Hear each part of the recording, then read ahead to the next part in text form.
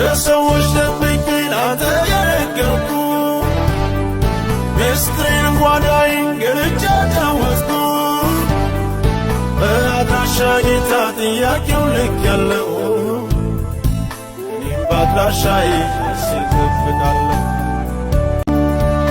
አባባ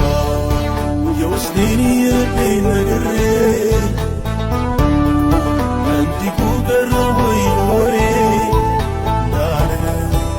የዘገየበትን ነገር ይወቀው መስ አባ